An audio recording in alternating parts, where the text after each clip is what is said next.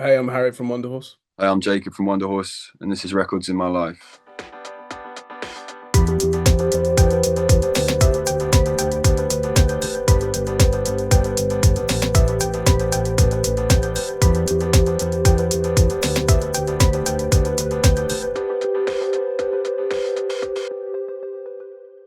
Guys, thank you so much for being on Records in My Life. Really appreciate you taking the time. Your record, it's been a little bit since Midas has dropped, but please tell us, our audience and your fans, how it all came together and who collaborated and all those exciting tidbits. Yeah, it was we went off to Minnesota to Pachyderm Studios with Craig Silvey producing and Danny Bennett Sprague doing the engineering, and yeah, we wrote most of the record in the studio, and yeah, it was a good month. It was a creative month. Did you guys collect any vibes? Because that studio is pretty legendary. I mean, PJ Harvey was in there and Nirvana was in there. Were there any kind of like, or am I just sounding too cliched? Or was there any inspiration from like working in that environment? I think we definitely took a lot of inspiration from the Utero, particularly, especially for a couple of songs and how we wanted the drum sounds. Especially, for songs like July and stuff. I think you got to take a leaf out of that book. The room itself just sounds so live. I think you can't help but get that live sound that in Utero was able to create. But yeah, we took some leaves out of the book on, like, from a technical standpoint on how the drums were recorded and leaving doors open and letting bleed happen in the mics and stuff. So there were definitely some technical sound inspiration from it. But I think when we got there, I think we quickly made it our own space and didn't let that get in our heads too much. I was reading in your bio. I always ask the question because we're a Canadian-based show, and I read that was reading that Neil Young and Joni Mitchell have a major and had have I mean are a major inspiration to your guys' writing. Can you give me a couple of records which you are enjoy? Yeah, the first Neil Young record I really enjoyed was Everybody Knows This Is Nowhere, the one with Crazy Horse, um, which I really that was the first one I kind of got into, and then sort of Harvest and After the Gold Rush as well, quite soon after that. And they were sort of the big three when I was growing up. And Joni, me and Harry spent a lot of time listening to. Actually, weirdly, Blue. I think I came to later. It was his era and the bass playing of Jaco Pastorius on that record. And I think Pat Metheny. I'm not sure if that's how you say it. Yeah, yeah. His guitar work. That was. I think yeah, we were pretty taken with that for a long time as well. Here's a fun question for you. You got a job teaching high school kids music a la Jack Black. What record do you send home with the kids to inspire them to start playing or to just I mean, I Ramon, think, maybe the Ramones' first record. I don't know.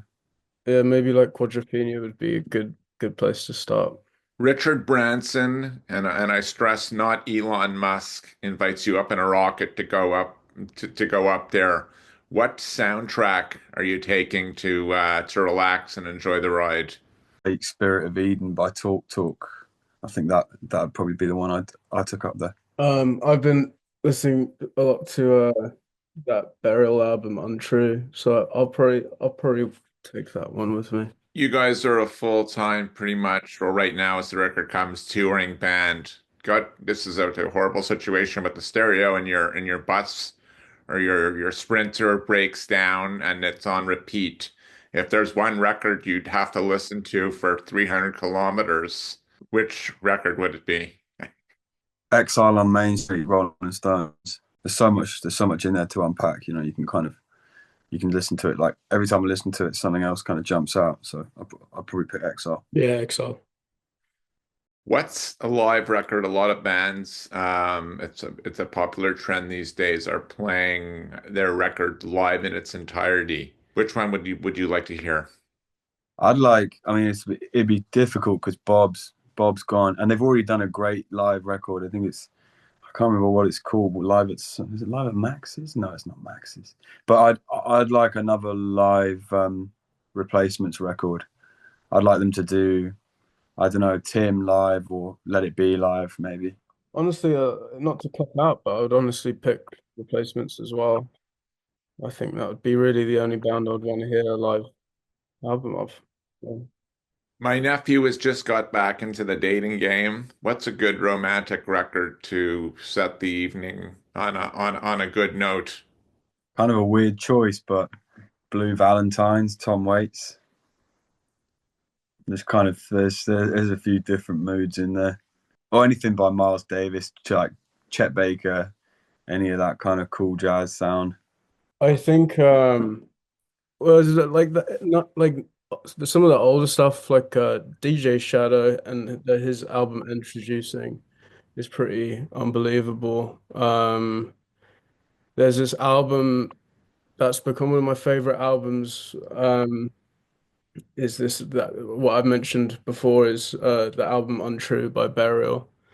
And um he uses all these vocal samples from sort of well-known pop songs, but he'll rip them from YouTube from like, people doing a cappella covers of them, and then he would put it behind this sort of like dark, like galloping sort of hardcore old school dubstep sort of stuff. It's really a pretty unbelievable album. It takes a bit sort of to get tuned into it, but once you're tuned in, that's it. Those are the two I'd mention. That's what I'm listening to at the moment. Guys, thank you again for being on Records of My Life. On to the speed round, then we'll let you get into the lovely British evening. Weed, water, or wine to listen to your favorite record or write? I reckon bit of both. Bit of both. I'll pick the water. Take the water. Cool. The healthy rock and roll, the healthy rock and roll lifestyle, 2025. Yeah, maybe I think Harry's was born more out of necessity, shall we say? yeah. I like to stay in control these days. But the water does me good. Nothing wrong with that. Nothing Yeah. wrong with that at all. It's good to be in control most of the time. But anyway, Yeah. coffee with an artist, alive or dead. Maybe Bob Dylan, but I don't know if he'd want to talk to me. I don't know. Maybe I don't think Tom Waits would want to talk to me either. Record of your high school years, your generation, the first one you think of. Probably 10, Pearl Jam, or Versus the second one of the first two. Yeah, Bleach by Nirvana or Appetite for Destruction, Guns N' Roses. Yeah, that record's a punk record in my mind. I think that's why it sounds so good, and it's like a really dangerous record, and it's really gnarly. It's not apologetic or whatsoever. It's pretty in your face. Guys, thanks so much. Words of wisdom for your fans and our audience. Think for yourself. Don't listen to us. Copy that. Yeah, that's what I'd probably say as well.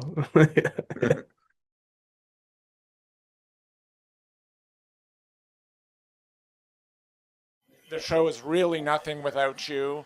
So please like or subscribe or check out our Patreon. And this year we've switched it up and you can win a record just for leaving a comment. Thank you again and we love you. Peace.